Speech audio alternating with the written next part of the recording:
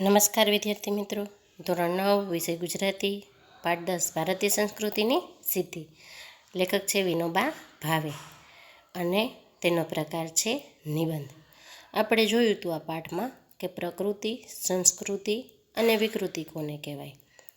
તો કે માણસ છે એ ભૂખ લાગીને ખાય તો પ્રકૃતિ કહેવાય, ભૂખ લાગ્યા વગર ખાય તો એ વિકૃતિ કહેવાય, અને ભૂખ લાગી છે છતાંય ન ખાય અને બીજાને આપી દે અથવા તો એકાદશી છે ઉપવાસ કરે, ભગવત સ્મરણ કરે તો એ સંસ્કૃતિ કહેવાય.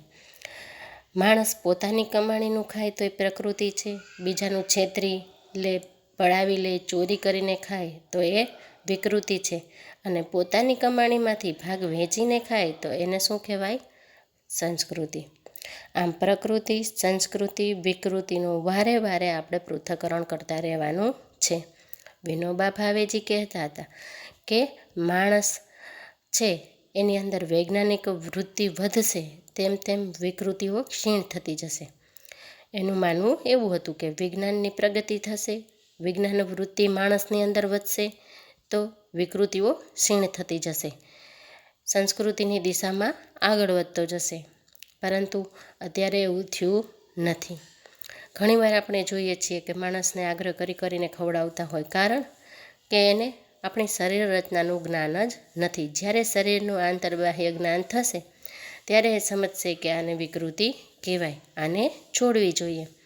સંસ્કૃતિ, વિકૃતિનું કાયમી આપણે પૃથ્થકરણ કરતા રહેવાનું છે, અને સંસ્કૃતિ બધાની સારી હોય તે અપનાવવાની છે, પણ વિકૃતિ કદાચ એ આપણા દેશની હોય અને વર્ષો જૂની હોય, પ્રાચીન કાળથી ચાલી આવતી હોય તો પણ તે અપનાવવાની નથી. એ હંમેશા વર્જ્ય છે. એટલે હવે આપણે આગળ જોઈશું. ભારતમાં વૈદિક ઋષિઓથી લઈને આજ સુધી શબ્દોની એક અખંડ પરંપરા ચાલી આવી છે. હું દુનિયામાં બીજો કોઈ દેશ એવો નથી જોતો જેની ભાષામાં 10,000 વર્ષોથી એના એ શબ્દો ચાલી આવતા હોય. ભારતમાં શબ્દ શક્તિનું જેટલા ઊંડાણથી સિંચન થયું છે તેટલું બીજે ક્યાંય નથી થયું. ભારતે પોતાના પુરાણા શબ્દોને તોડ્યા નથી, નવા જરૂર બનાવ્યા છે. સાથે જ જૂના શબ્દોમાં નવા અર્થ નાખીને તેમનો વિકાસ કર્યો છે. આ શબ્દ પરંપરા ભારતમાં પહેલેથી જ આજ સુધી અખંડ ચાલી આવી છે અને બીજે ક્યાંય આવું જોવા મળતું નથી. ભારતમાં વૈદિક ઋષિઓથી લઈ અને આજ સુધી શબ્દની જે પરંપરા છે એ અખંડ ચાલી આવી છે, એમાં કોઈ ફેરફાર થયો નથી. દુનિયાનો આવો બીજો કોઈ દેશ છે નહીં કે જ્યાં ભાષામાં 10,000 વર્ષોથી એના એ શબ્દો ચાલી આવતા હોય. ભારતમાં શબ્દ શક્તિનું જેટલા ઊંડાણથી ચિંતન થયું છે તેટલું બીજે ક્યાંય થયું નથી. કે ને આપણો વૈચારિક વૈભવ, આપણા શબ્દ શક્તિનું વૈભવ એ અખૂટ છે. આપણા ગુજરાતી ભાષામાં, આપણી સંસ્કૃત ભાષામાં એક શબ્દના જેટલા અર્થ છે એટલા અર્થ બીજે કોઈમાં જોવા મળતા નથી. ભારતે પોતાના પુરાણા શબ્દોને તોડ્યા નથી, એ તો એમનામ જ રાખ્યા છે, પણ નવા જરૂર બનાવ્યા છે. સાથે જૂના શબ્દોમાં નવા અર્થ નાખીને તેનો વિકાસ કર્યો છે. આ શબ્દ પરંપરા ભારતમાં પહેલેથી આજ સુધી અખંડ ચાલી આવી છે. આવું ક્યાંય બીજે ક્યાંય જોવા મળ્યું નથી. યાસ્કાચાર્યે કહ્યું, આપણી સનાતન છતાં નિત્ય નૂતન સંસ્કૃતિ છે. આપણી ભીતર એક અખંડ તંતુ કાયમ છે. પુરાણા જમાનાના કોઈ ઋષિ આજે આવે તો તેને આપણો બાહ્ય વેશ ભલે જુદો દેખાય, પણ એને આપણામાં એવું કંઈક અવશ્ય દેખાશે જેને લીધે એ કહી ઉઠશે કે આ મારા જ બાળકો છે. આપણી ભીતર કંઈક શાશ્વત, સન્નિગ્ધ, ચવળ, કઠોળ અને જીવતરવાળી વસ્તુ છે જે બદલાતી નથી. આપણું એક અનોખું બળ છે. કે યાસ્કાચાર્યએ કીધું કે આપણી સંસ્કૃતિ છે એ કેવી છે? નિત્ય નૂતન છે, નવી છે. અને કોઈ ઋષિએ અત્યારે પણ આવે તો એ જોઈ શકે, આપણો બાહ્ય વેશ ભલે બદલાઈ ગયો હોય પણ તેમ છતાંય આપણને જોઈને ઓળખી શકે કે આ મારા જ બાળકો છે. હવે એને કંઈક એવું આપણામાં દેખાશે અને કહી ઉઠશે કે આ મારા બાળકો છે. આપણી ભીતર એવું કંઈક શાશ્વત છે, સન્નિગ્ધ છે. શાશ્વતનો અર્થ થાય નિત્ય, બરાબર? સન્નિગ્ધ એટલે સ્મૂધ. આપણું હૃદય છે સ્મૂધ છે, આપણે લાગણીશીલ છીએ, અને શાશ્વત એટલે નિત્ય, કાયમી આપણે એવા રહેવાના. પછી કહે છે કે આપણે શાશ્વત, નિત્ય અને એકદમ સન્નિગ્ધ છીએ, ચવળ, તૂટી ન શકે એવા છીએ અને કઠોર છીએ. જે આપણા જીવતરની અંદર છે કે કોઈ બી પરિસ્થિતિ આવે, ગમે તે થાય, આપણે તૂટી પડતા નથી, જે બદલાતી નથી. આ આપણું એક અનોખું બળ છે. હજારો વર્ષનો આપણો પુરાતન દેશ છે. જ્યારે બીજા દેશોના ઇતિહાસનો આરંભ પણ નહોતો થયો, ત્યારે આપણા પૂર્વજો ગૌરવ શિખર ઉપર પહોંચી ગયા હતા. અનેક પરિવર્તન આવ્યા છતાં અહીંની પરંપરા અતૂટ રહી છે. પ્રાચીનતમ કાળ સાથે આપણને જોડી રાખે છે. સ્થળ કાળના ભેદો છતાં અહીં એકતાનું જ દર્શન થાય છે કે હજારો વર્ષનો આપણો પુરાતન દેશ છે, જૂનો દેશ છે.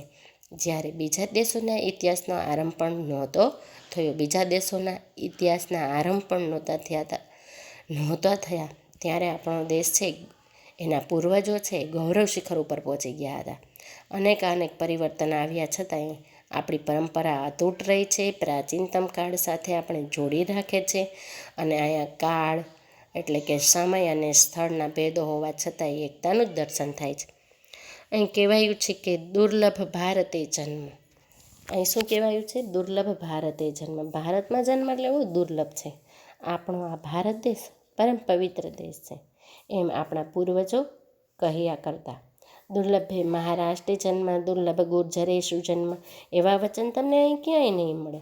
તુલસીદાસજી પણ કહેશે, ભલે ભારત ભૂમિ ભલે કુલ જન્મ. 500 વર્ષ પહેલાં ગુજરાતના કવિ નરસિંહ મહેતાએ ગાયું, ભારત અખંડમાં જન્મી જેણે ગોવિંદના ગુણ ગાયા રે, તે ધન્ય છે. આ જ વાત અસમના શંકરદેવે અને માધવદેવે પણ કહી. ન નરસિંહ મહેતાએ ગુજરાતનો મહિમા ગાયો, ન શંકરદેવે અસમનો મહિમા ગાયો. એકબીજાની ભાષા તો એમને જાણતા નહોતા જાણતા, છતાં ભારત અમારી પુણ્યભૂમિ છે અને અમે એમાં જન્મ્યા, એટલે કે અમે એમાં જન્મ પામ્યા, તેથી ધન્ય થઈ ગયા, એવું એ બંનેએ અનુભવ્યું અને વ્યક્ત પણ કર્યું. ટૂંકમાં ભારતમાં જન્મ લેવો દુર્લભ છે, એવું એ કહેતા હતા. આપણો આ ભારત દેશ પરમ પવિત્ર દેશ છે. જ્યાં ઋષિમુનિઓ થઈ ગયા, ભગવાને પણ અહીંયા જન્મ લીધા, એવો આપણો આ દેશ છે. અને આપણા પૂર્વજો કહી ગયા છે કે દુર્લભે મહારાષ્ટ્ર જન્મ, દુર્લભે ગુર્જરેશુ જન્મ, એવા વચન ક્યાંય નથી સાંભળ્યા. આપણે શું સાંભળ્યું? તો કે દુર્લભ ભારતે જન્મ. ભારતમાં જન્મ લેવો દુર્લભ છે. કોઈએ પોતપોતાના પ્રદેશના ગુણ ગાયા નથી. આમાં એકતાનું દર્શન થાય છે. એવા વચન તમને ક્યાંય નહીં જોવા મળે કે દુર્લભ મહારાષ્ટ્ર જન્મ, દુર્લભ ગુર્જરેશુ જન્મ. તુલસીદાસ પણ કહેશે, ભલે ભારત ભૂમિ ભલે કુલ જન્મ. જો ભારત ભૂમિ સારી છે જો ત્યાં જન્મ થાય તો, અને તેમાંય જો સારા કુળમાં જન્મ થાય તો એ વધારે ઉત્તમ છે.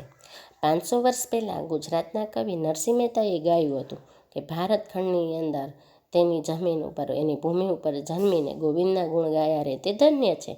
આ જ વાત અસમના શંકરદેવે અને માધવદેવે પણ કહી. નરસિંહ મહેતાએ ગુજરાતીનો મહિમા ગાયો અને નરસિંહ મહેતાએ ન ગુજરાતનો મહિમા ગાયો, ન શંકરદેવે અસમનો મહિમા ગાયો. એકબીજાની ભાષા તો તેઓ જાણતા નહોતા, એકબીજાને ઓળખતા નહોતા, તેમ છતાંય તેણે ભારતની પુણ્યભૂમિ વિશે જ કીધું છે. અને અમે તેમાં જન્મ પામ્યા, તેથી ધન્ય થઈ ગયા, એવું એ બંનેને અનુભવ્યું. આવી રીતે આખા ભારતનું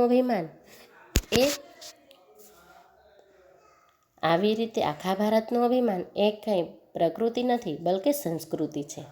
જ્યાં એવી રીતે ભાષાઓ છે કે ન જાણતો હોય તેને શીખતાય વર્ષો નીકળી જાય, એવી વિભિન્ન ભાષાઓ અને અપરંપાર વિવિધતાવાળા આ ભૂખંડને એક દેશ માનવો એ સંસ્કૃતિ છે. પ્રકૃતિથી ઉપર ઉઠીને આ સંસ્કૃતિ સંધાય છે.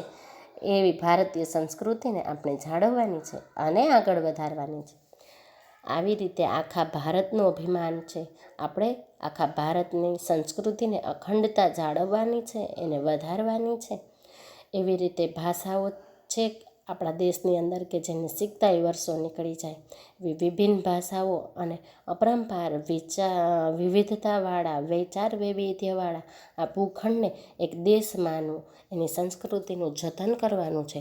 પ્રકૃતિથી ઉપર ઉઠીને આ સંસ્કૃતિ સધાય છે, એવી આ ભારતીય સંસ્કૃતિ આપણે જાળવવાની છે અને એને આગળ વધારવાની છે. તો આજે આપણે આ પાઠ પૂરો કરશું.